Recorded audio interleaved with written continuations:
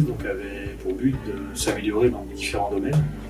Donc, notamment un domaine, c'est mesurer le bien-être au travail, la qualité de vie au travail dans l'entreprise. Et là, la question était plus compliquée. Comment mesurer? Parce que pour améliorer quelque chose sans le mesurer, c'est pas possible. Donc, il fallait un outil de mesure. On est dans une société où j'ai du mal, l'équipe de direction a du mal à voir tous les salariés parce qu'un conducteur fait des horaires particuliers qui ne sont pas les mêmes tous les jours. Il est dans son bus, donc il n'est pas présent dans l'entreprise physiquement. Donc avoir un espace d'échange libre qui permette en plus de s'exprimer sans forcément mettre son nom, le côté anonyme peut être important sur certains aspects, a été quelque chose d'important pour nous et qui justifie totalement l'utilisation de cet outil. Alors, la libération de la parole, c'est important parce que notre secteur d'activité fait que la présence syndicale est importante aussi, et c'est normal. Ils sont là pour s'exprimer au nom de l'ensemble des salariés, mais parfois il peut y avoir des débats où on a besoin aussi de sentir l'avis vraiment du personnel. Et donc là, tout le monde peut s'exprimer, alors que ce soit anonyme ou pas, hein. Certains mettent leur nom à chaque fois qu'ils ont besoin de s'exprimer. Mais du coup, ça nous donne un deuxième niveau d'échange. Le niveau d'échange, moi, directement avec les partenaires sociaux, les élus, se fait régulièrement. On a nos réunions, c'est cadré, tous les mois, tous les 2 mois, ainsi de suite.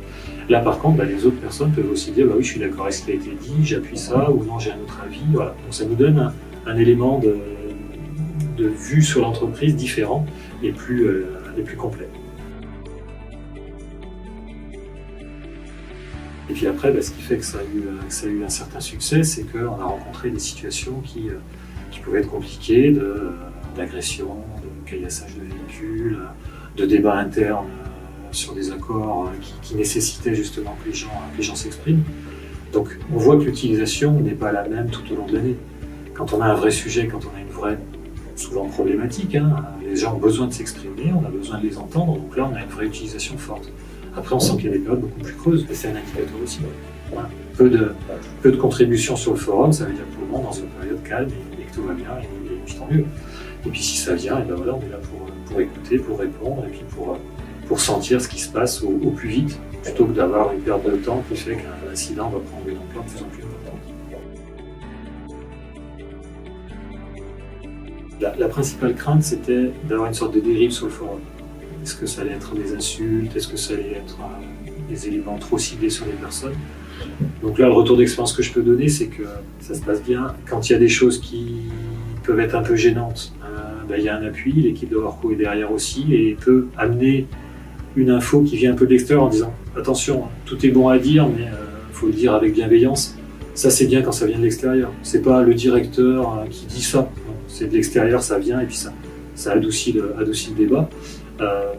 Donc voilà, c'est pas un conseil, c'est plutôt s'il y avait une crainte de dire attention, le forum ça peut être tout et n'importe quoi.